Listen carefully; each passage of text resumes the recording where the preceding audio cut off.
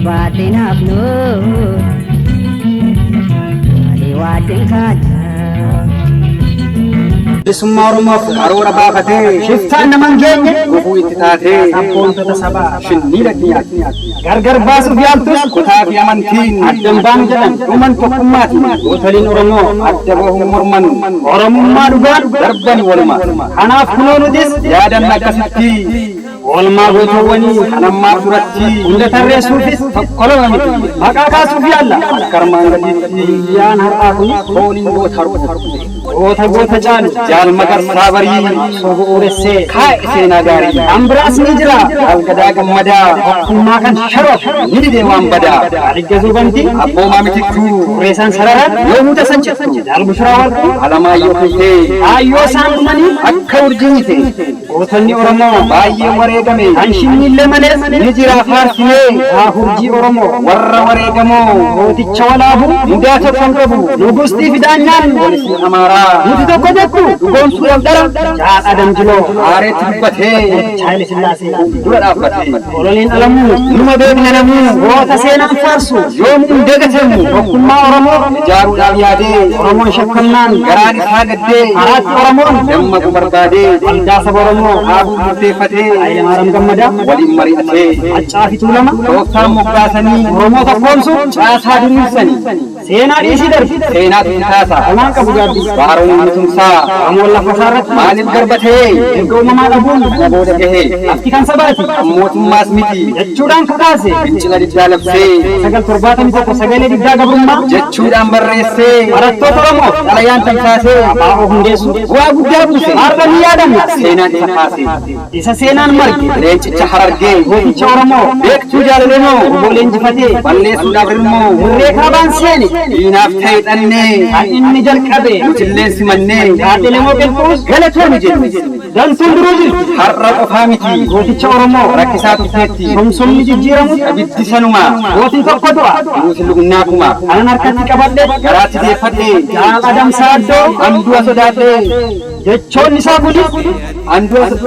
kunis fakkii ta'u guddoo sanyiin keenya boona lugnan qabnu duruu leencicha sadarkiyyoo jaal borisoo boruu hiddaa duula zamachaa barattoota kakaafachaa qabsoo saba Oromoo waan beeku gumaachaa hawwisoo oboo hamileen jaarrachaa harkan kennu jedhee ofitti murteessee mootummaa dachaadha kan inni galmeesse oonan ajjoo borii abdii goota durii jaal gammachiis dhaabaa hubateeti jiraa gochaa shiraaf dabaa namni akkanni jedhee filannoo murtiisaa balleessuuf turani abaa'oo dhaabataa nagalleetti dhabe tokkitti lubbuusaa konyaa arba gurguu maddi gootaan gabu abbalummaansaa nama gammachiisaa gooticha Oromoo jaalbutamaa waasaa bobaadinaa jalaan eeggannoof malaan sabboontota Oromoo qabsoo hojjetanii irratti dammaqee abuuf jennaan diinii jaalbutamaa baase tooftaati malaan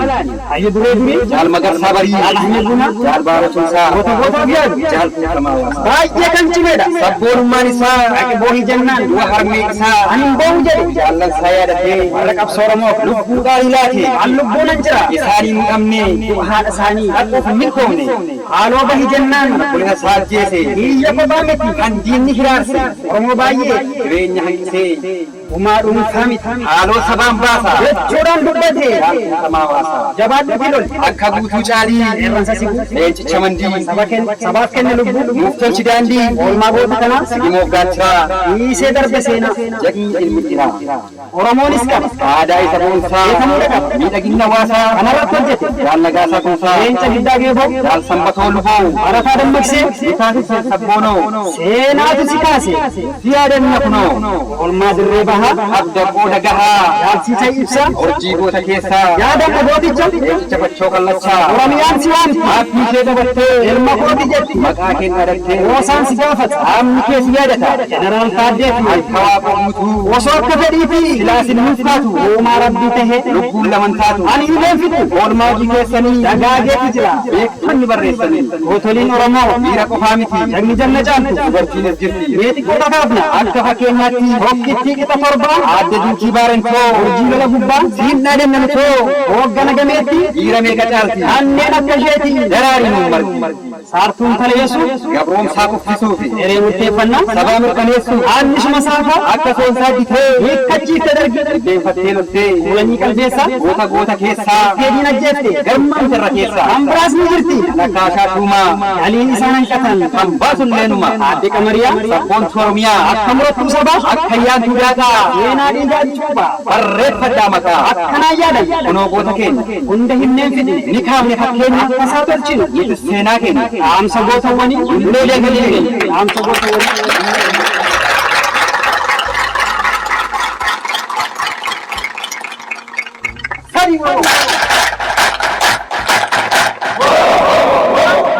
Yoo gabaanne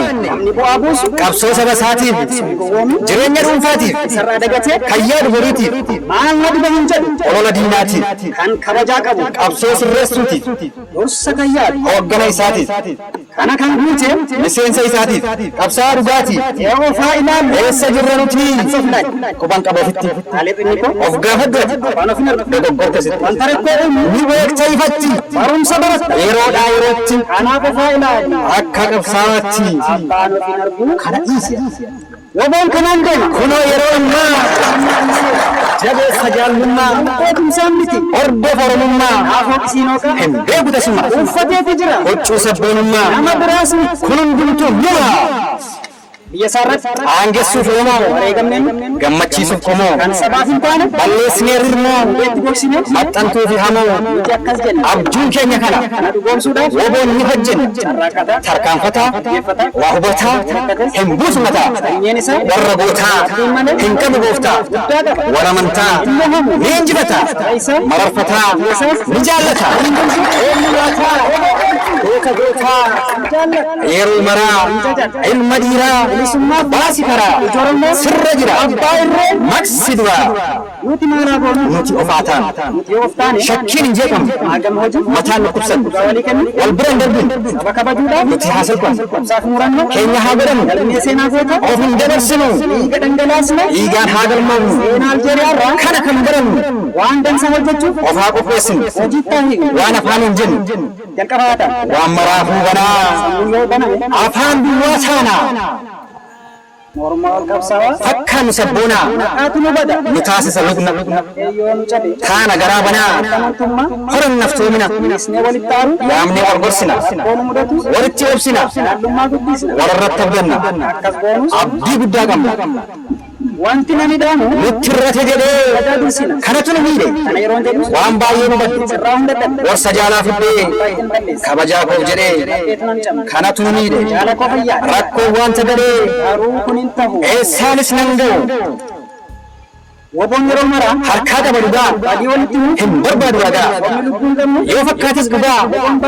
dubbii dalgadalgaa lolas ta'ee nagaa fagootti ni argaa boruuf abbaa mirgaa seenaa boruuf ragaa dhaamsi keenya jaallan keenya marti keenya biyyi keenya mirgi keenya sammuun keenya na waamtamoo yaaddessaan Dubbiwaaq injifachuuf meeqa irraa